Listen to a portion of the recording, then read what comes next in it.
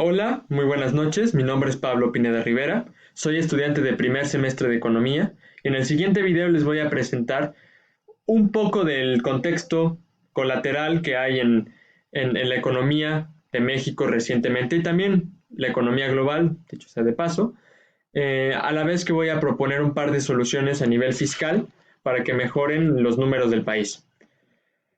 También abro mi trabajo. Como podrán ver, está Ronald Reagan. Lo escogí a él porque él tuvo que pelear con un nivel altísimo de inflación en los 70s.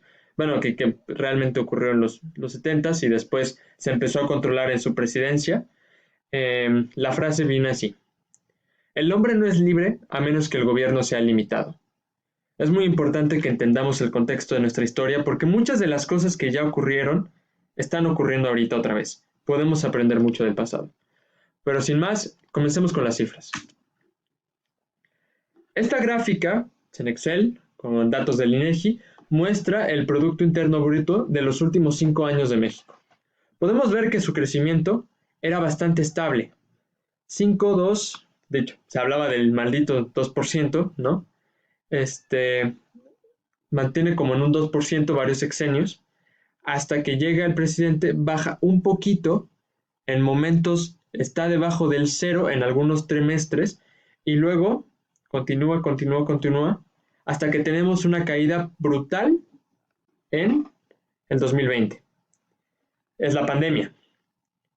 Va subiendo un poco, vuelve a recaer, tiene un incremento que más bien es un incremento porque cuando venimos de mucha pérdida económica, crecer es tan solo natural porque no es crecimiento, es recuperación. Y luego estamos en el momento en donde crece, momentos. Este fenómeno se va a explicar un poco más después. Ahora vamos con la tasa de desempleo, que de hecho voy a establecer que estos crecimientos de acá son en parte debido a la caída de acá, que es la población económicamente activa. Por lo general ha ido creciendo. Yo sé que por el tipo de gráfica no parece que crezca tanto, realmente sí es un crecimiento enorme. La población económicamente activa de México es una bastante sana. México no es un país con muchos viejos y esto se ve reflejado en la población económicamente activa, que tuvo una caída una vez más en la pandemia. Regresando a la tasa de desempleo, definitivamente cayó el empleo. Una vez más, esto es de 2006 hasta la fecha. Podemos ver incrementos y luego caídas.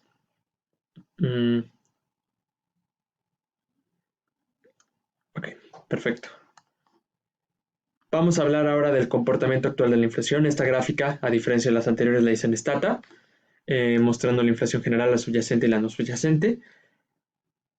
La inflación es algo muy... y tomando datos desde enero del año pasado.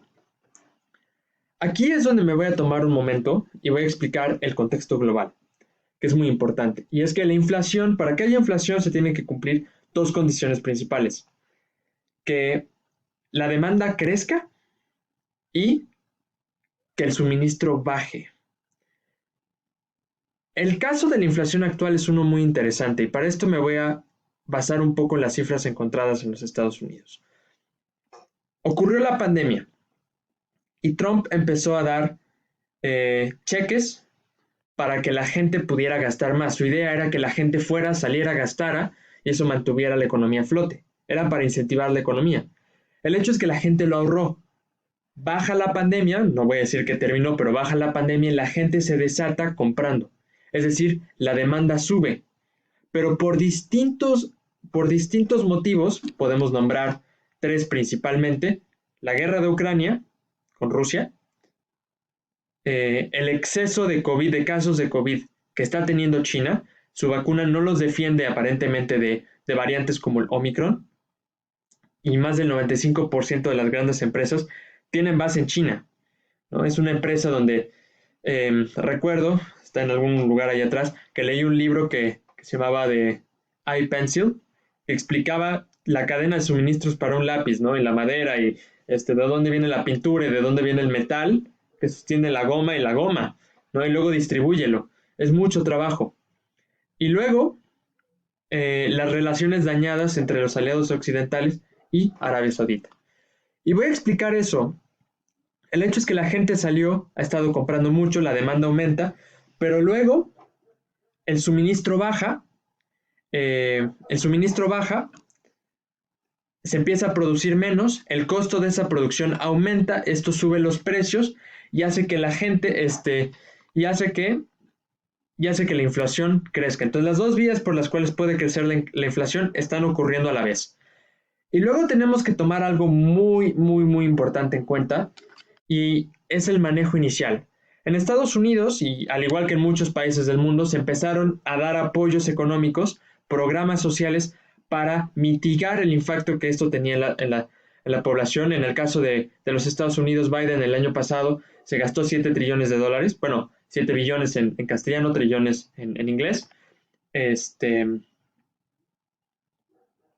Para poner en contexto, la guerra de Irak y la guerra de Afganistán solas, juntas costaron entre 3 y 4 trillones de dólares, es un dineral, y es dinero que se inyecta a la economía, dinero que se inyecta y que una vez más ayuda, incrementa la inflación.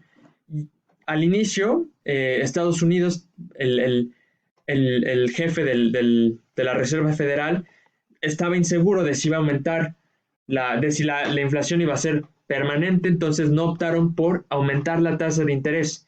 El aumento de la tasa de interés incentiva que la gente guarde su dinero en lugar de estarlo gastando. Y eso a su vez también daña a los locales, ¿no? Ayuda hace más difícil que las empresas paguen sus loans, desincentiva que la gente salga y compre y gaste su dinero.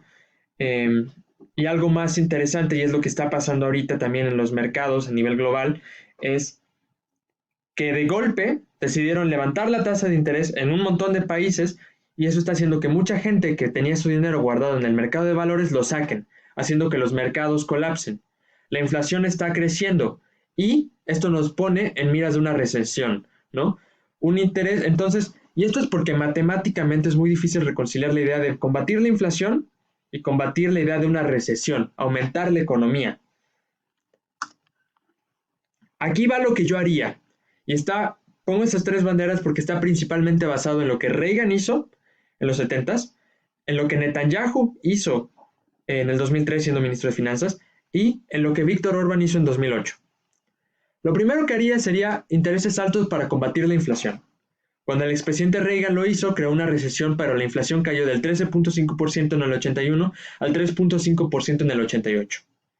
La segunda medida sería reducir los impuestos, especialmente para los ricos. Y ahorita voy a explicar esto. El tercer punto, recortar el gasto de gobierno, especialmente en programas sociales. En el caso de México, se gasta mucho dinero en programas, por ejemplo, mi abuela recibe 3,000 pesos cada 2 meses. Ese tipo de programas se tienen que mitigar.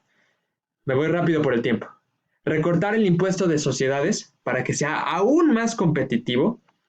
Y un paréntesis que quiero hacer es que me estaba debatiendo la idea de si bajar los impuestos para la gente en general o aumentarlos. Israel los aumentó, Estados Unidos los disminuyó. Creo que me voy a ir por disminuirlos y esto se va a entender en un momento. Recortaría el impuesto de sociedades para que sea el más competitivo. En el año 2008, Hungría fue el país más dañado junto con España por la crisis. El desempleo era casi el 20%. Víctor Orbán llegó, hizo el impuesto de sociedades el más bajo y le dio beneficios a las empresas para que llegaran.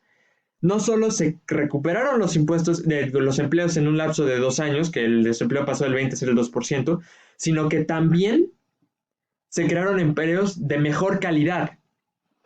Ayudaría y le daría a las empresas la capacidad de establecerse en México, ¿no? Y puse el impuesto a sociedades. Los dos países que más inversión extranjera directa en América Latina reciben son Chile y Brasil, con 0 a 35% de impuesto en Chile y 27 a 35% en Brasil. En México es el 30%, pero hay que hacerlo incluso más competitivo, un 27%, para que las empresas lleguen y creen empleos de calidad, ¿no? Esto controlaría la inflación, ayudaría a evitar una recesión y ayudaría a crear empleos. Finalmente, para terminar, aquí están mis referencias desde el INEGI, Santander, muchas de cómo lo manejó Hungría, la base europea y el libro de Reagan, al igual que Banco de México. Muchas gracias.